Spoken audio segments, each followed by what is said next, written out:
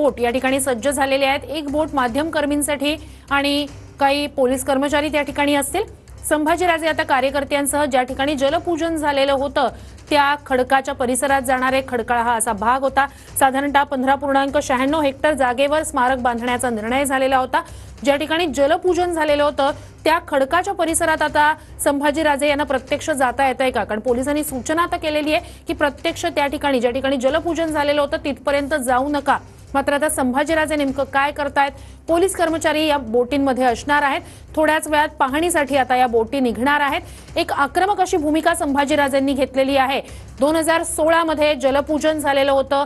8 वर्ष झालेली आहेत, अद्याप स्मारक पूर्ण का होत नाहीये? आणि मग जर स्मारक पूर्ण होत नसेल तर त्यासाठीच्या तरतूद केलेल्या कोट्यवधी रुपयांचं काय झालं? आणि मग ही तरतूद इतर कारणासाठी म्हणजेच गडकिल्ल्यांच्या संवर्धनासाठी का वापरली जात नाही असा थेट सवाल संभाजीराजेंनी सरकारला केलेला आहे। करण्यात आलेला आहे आणि माध्यम कर्मींना सुद्धा काही अटी शर्तींना राहून आतमध्ये जाण्याची परवानगी ही देण्यात येते आहे।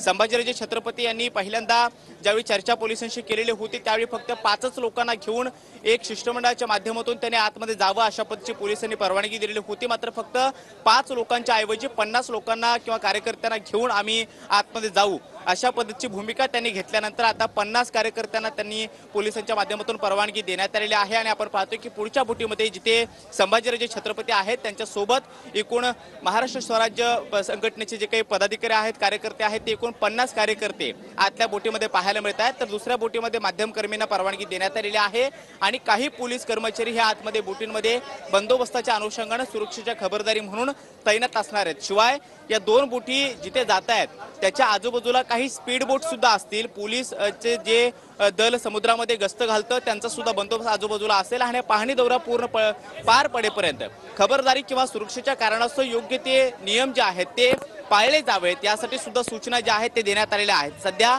या 2 बोटी गेटवे ऑफ इंडियाच्या समुद्रकिनारे आहेत आणि थोड्याच वेळामध्ये ते आतमध्ये जाण्यासाठी निघतील आणि आजचा हा पाहणी दौरा पार पडेल। मात्र संभाजीराजे छत्रपती सकाळी पुण्यातून या दौऱ्यासाठी निघालेले होते आणि पहिल्यांदा मोठा ताफा शेकडो कार्यकर्त्यांचा त्यांच्या सोबत होता आणि गेटवे ऑफ इंडिया जवळ आल्यानंतर त्यांना अडवण्यात आलं।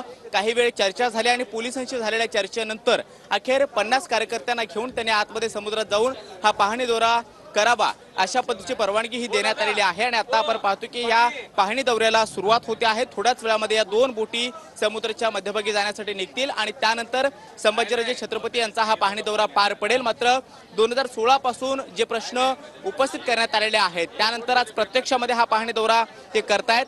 ते स्वतः जलपूजन सोहळ्याला त्यावेळी होते त्यावेळी त्यांना आनंद झालेला होता। मात्र आत्ताची परिस्थिती पाहता त्याचं वाईट वाटतंय अशा पद्धतीची सुद्धा भूमिका त्यांनी मांडलेली आहे। त्यामुळे हा पाहणी दौरा पार पडल्यानंतर पुन्हा एकदा ते माध्यम कर्मीशी संवाद साधतील त्यावेळी ते काय बोलतात हे पाहणं महत्त्वाचं असणार आहे। मात्र एक महत्त्वाचा मुद्दा त्यांनी मांडलेला आहे की समुद्रामध्ये अशा स्मारकाला जर परवानगी मिळत नसेल किंवा कामाला गती येत नसेल तर सरकारनं एक भूमिका घ्यावी आणि सांगावं की स्मारक आम्ही समुद्रामध्ये बनवत नाही आहोत। मात्र त्या संदर्भातला जो निधी आहे तो गडकिल्ल्यांच्या संवर्धनासाठी आम्ही जाहीर करत आहोत, मंजूर करत आहोत आणि त्यामुळे त्याच अनुषंगानं आजचा हा पाहणी दौरा जो आहे तो पार पडतो आहे। या पाहणी दौरा जवळपास 1 ते 2 तासांचा असेल कारण समुद्राच्या मध्यभागी जाण्याची विनंती त्यांनी आतमध्ये केलेली आहे आणि त्या अनुषंगानं पोलिसांच्या बंदोबस्तामध्ये शिवाय स्पीड बोटच्या माध्यमातून जो पोलिसांची गस्त असते त्यांच्या निगराणीखाली हा 2 बोटींचा प्रवास आता थोड्याच वेळामध्ये सुरू होतो आहे आणि किती वेळ हा प्रवास चालतो आणि त्यानंतर आजचा पाहणी दौरा हा कशा पद्धतीने पार पडतो हे पाहणं महत्त्वाचं असणार आहे। नक्कीच कृष्णा, तुम्ही आमच्यासोबत असेच जोडलेले राहा। ही दृश्य आपण पाहतोय संभाजीराजे काही कार्यकर्त्यांसह एका बोटीवर चढलेले आहेत। 2 बोट या ठिकाणी सज्ज झालेले आहेत। एक बोट माध्यम कर्मींसाठी आणि काही पोलीस कर्मचारी त्या ठिकाणी असतील। संभाजीराजे आता कार्यकर्त्यांसह ज्या ठिकाणी जलपूजन झालेलं होतं त्या खडकाच्या परिसरात जाणारे खडकाळ हा असा भाग होता। साधारणतः 15.96 हेक्टर जागेवर स्मारक बांधण्याचा निर्णय झालेला होता। ज्या ठिकाणी जलपूजन झालेलं होतं त्या खडकाच्या परिसरात आता संभाजीराजे यांना प्रत्यक्ष जाता येतंय का? कारण पोलिसांनी सूचना आता केलेली आहे की प्रत्यक्ष त्या ठिकाणी ज्या ठिकाणी जलपूजन झालेलं होतं तिथपर्यंत जाऊ नका। मात्र आता संभाजीराजे नेमकं काय करतायत? पोलीस कर्मचारी या बोटींमध्ये असणार आहेत।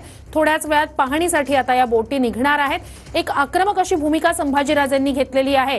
2016 मध्ये जलपूजन झालेलं होतं। 8 वर्ष झालेली आहेत, अद्याप स्मारक पूर्ण का होत नाहीये? आणि मग जर स्मारक पूर्ण होत नसेल तर त्यासाठीच्या तरतूद केलेल्या कोट्यवधी रुपयांचं काय झालं आणि मग ही तरतूद इतर कारणासाठी म्हणजेच गडकिल्ल्यांच्या संवर्धनासाठी का वापरली जात नाही असा थेट सवाल संभाजीराजेंनी सरकारला केलेला आहे। सरकारनं आता या संदर्भात भूमिका घ्यावी, हे स्मारक का होत नाहीये हे स्पष्ट करावं आणि यासाठी जो निधी त्या ठिकाणी ठेवण्यात आलेला आहे, कोट्यवधींचा निधी जो खर्च झालेला आहे किंवा कोट्यवधींच्या निधीची तरतूद करण्यात आलेली आहे त्याचा आता योग्य वापर करावा अशी मागणी संभाजीराजेंची आहे। ज्या ठिकाणी जलपूजन पंतप्रधानांच्या हस्ते झालेलं होतं त्या ठिकाणी पाहणी करण्यासाठी म्हणून संभाजीराजे ठाम होते। गेटवे ऑफ इंडियाच्या परिसरात मोठा तगडा असा बंदोबस्त पोलिसांचा ठेवण्यात आलेला होता। काही कार्यकर्त्यांना पोलिसांनी ताब्यात सुद्धा घेतलेलं होतं जेव्हा संभाजीराजे कार्यकर्त्यांसह गेटवे ऑफ इंडियाच्या परिसरात आलेले होते। मात्र त्यानंतर संभाजीराजेंनी पोलिसांशी चर्चा केलेली आहे। आपल्याला कायदा हातात घ्यायचा नाहीये, आंदोलन करायचं नाहीये, ज्या ठिकाणी जलपूजन झालेलं होतं त्या ठिकाणी पाहणी करायची असं म्हणत त्यांनी पोलिसांशी चर्चा केली आणि त्यानंतर आता 50 कार्यकर्त्यांसह संभाजीराजे जलपूजन झालेल्या ठिकाणी जायला निघतायत। कृष्णा, एक अत्यंत महत्त्वाची घडामोड आहे। जो मुद्दा सातत्याने संभाजीराजे उपस्थित करतायत तो हा आहे की जर परवानग्या नव्हत्या सर्व प्रकारच्या या स्मारकासाठी तर मग जलपूजन का केलं हा त्यांचा सगळ्यात महत्त्वाचा प्रश्न आहे। आणि आता मग जलपूजन झालेलं आहे, मग 8 वर्षात सरकारने का काही केलं नाहीये हे पंतप्रधानांनी विचारावं असाही त्यांचा थेट सवाल आहे।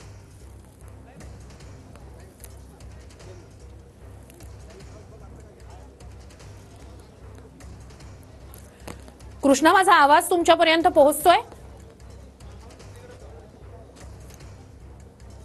श्रुती, आपण पाहतोय की संभाजीराजे छत्रपती दौऱ्यासाठी या पाहणी दौऱ्यासाठी सज्ज झालेले आहेत आणि थोड्याच वेळामध्ये या बोटी समुद्राच्या आतल्या भागासाठी रवाना होत आहेत। मात्र जिथे हे जलपूजन झालेलं होतं किंवा जी स्मारकाची जागा निश्चित करण्यात आलेली होती त्या जागेपर्यंत या बोटी घेऊन जाऊ नये त्या सूचना किंवा ती विनंती संभाजीराजे छत्रपती मान्य करतात का हे पाहणं महत्त्वाचं असणार आहे। जेव्हा प्रवासाला सुरुवात होईल तेव्हा तो अंदाज येईलच। मात्र पोलीस सुद्धा या बोटीमध्ये तैनात असणार आहेत। 50 कार्यकर्ते या बोटीमध्ये असले आहेत। संभाजीराजे छत्रपती स्वतः, त्याचबरोबर त्यांच्यासोबत 50 कार्यकर्ते आणि काही दुसऱ्या बोटीमध्ये काही माध्यमकर्मी, अशा पद्धतीच्या 2 बोटी निश्चित करण्यात आलेल्या होत्या आणि त्यानुसार काही अटी शर्ती ठेवून पोलिसांनी या पाहणी दौऱ्यासाठी विनंती मान्य केलेली होती, परवानगी दिलेली होती आणि त्यानुसार आता प्रत्येक कृष्ण थोडंसं थांबवतोय, तुम्ही आमच्यासोबत असेच जोडलेले राहाल। संभाजीराजेंचा हा पाहणी दौरा सुरू होतोय, लक्ष असणारच आहे।